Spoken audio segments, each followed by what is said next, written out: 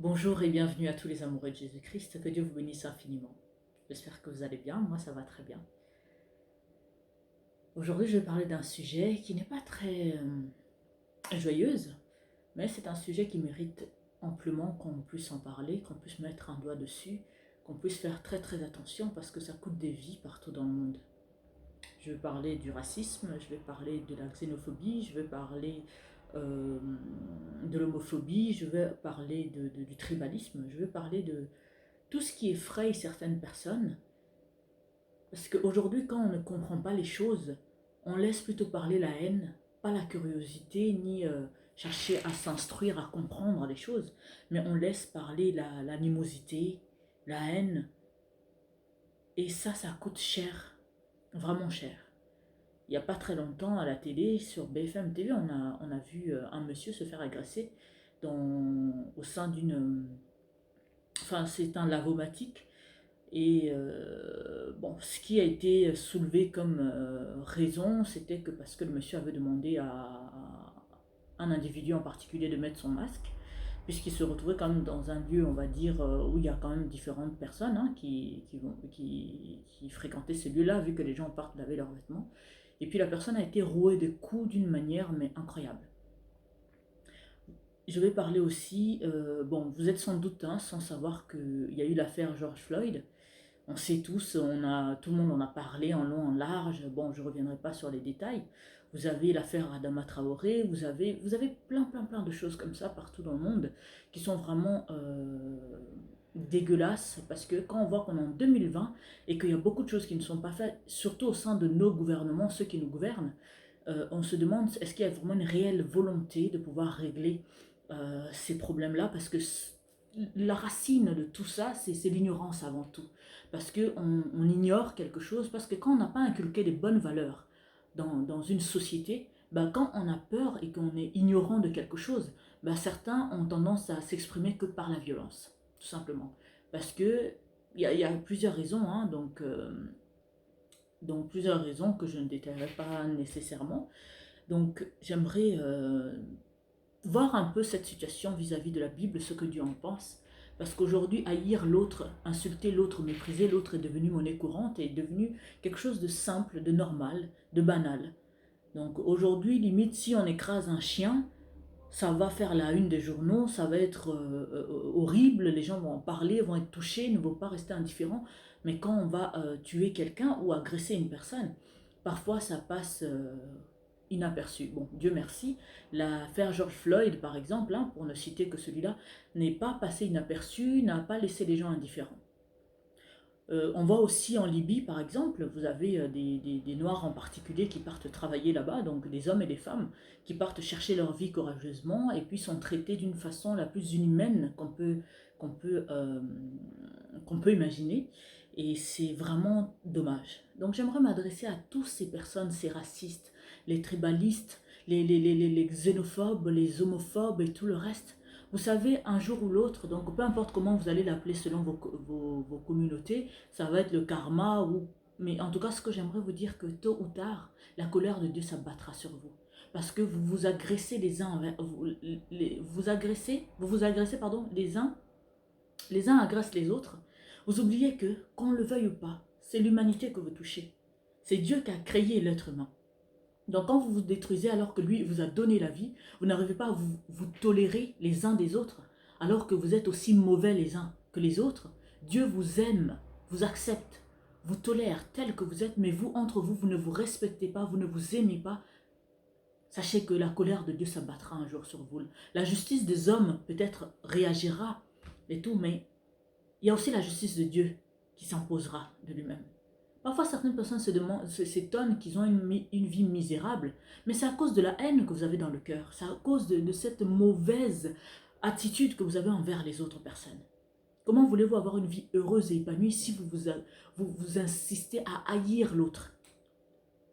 Qu'est-ce que la différence de l'autre change dans ta vie? Sachez que tôt ou tard, chacun paiera.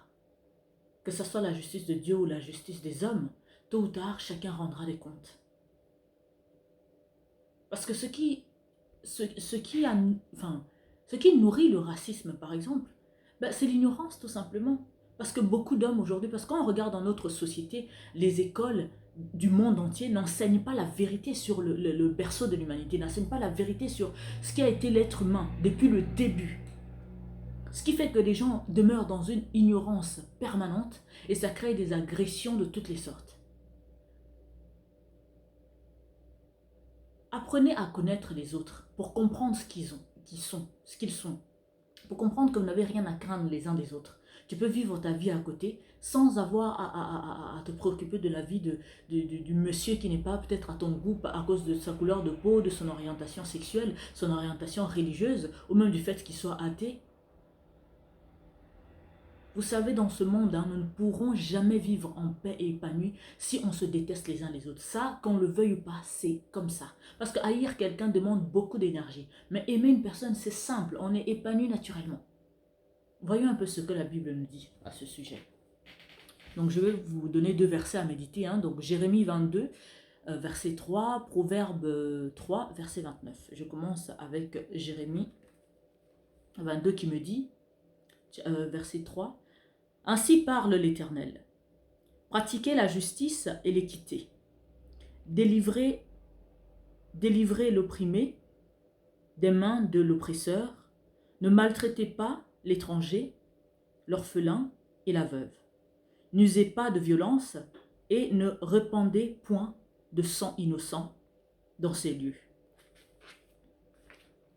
Donc maintenant je vais lire Proverbe 3, 29 qui me dit « Ne méditez pas le mal contre ton prochain, lorsqu'il demeure tranquillement près de toi. »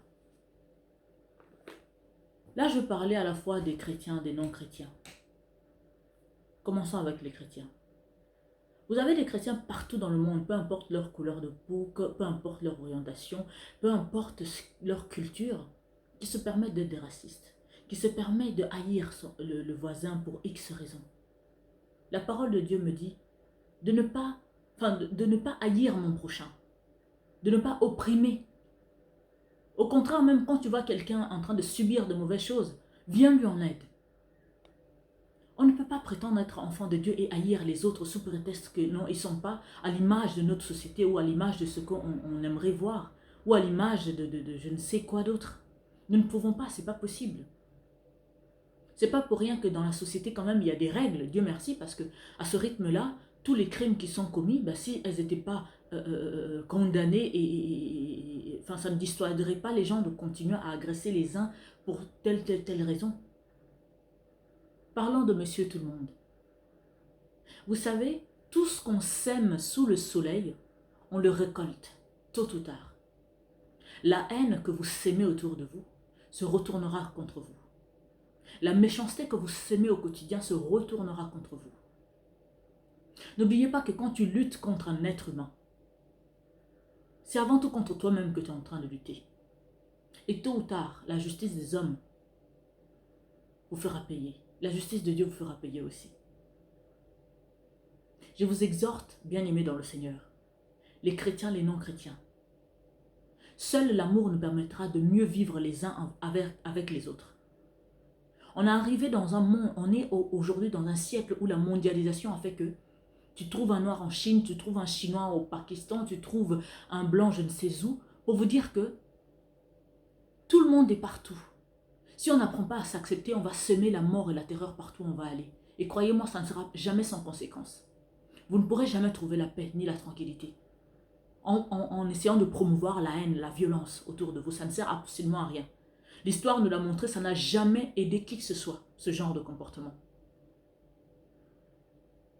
La haine, le racisme, la xénophobie, l'homophobie, tout ce que je n'ai pas pu citer ici, tout ça n'a jamais apporté quelque chose de positif dans la société. Jamais. Vous avez des castes pour certaines sociétés, vous avez des tribus pour d'autres, vous avez des couleurs de peau pour certains, vous avez si... En fait, chacun trouve une excuse, une raison pour pouvoir haïr l'autre gratuitement.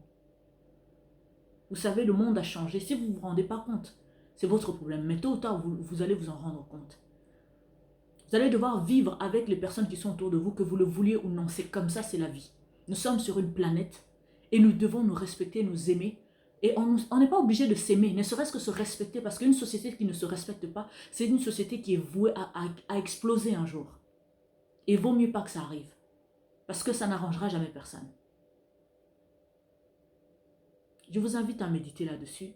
Sachez que rien de tout ce qu'on pourra entreprendre dans la vie ne pourra aller mieux. On ne pourra jamais être tranquille tant qu'il y a ce genre de haine qui circule. Parfois, j'ai envie de dire Dieu merci, il y a eu le coronavirus. Ça a permis à tout le monde de comprendre qu'on est tous logés à la même enseigne. Alors faites attention. Traitez les autres comme vous aimeriez qu'on puisse vous traiter. Parce que tôt ou tard, ça se retournera contre vous, d'une manière ou d'une autre. Je vous souhaite une excellente journée. Que Dieu vous bénisse. Ciao.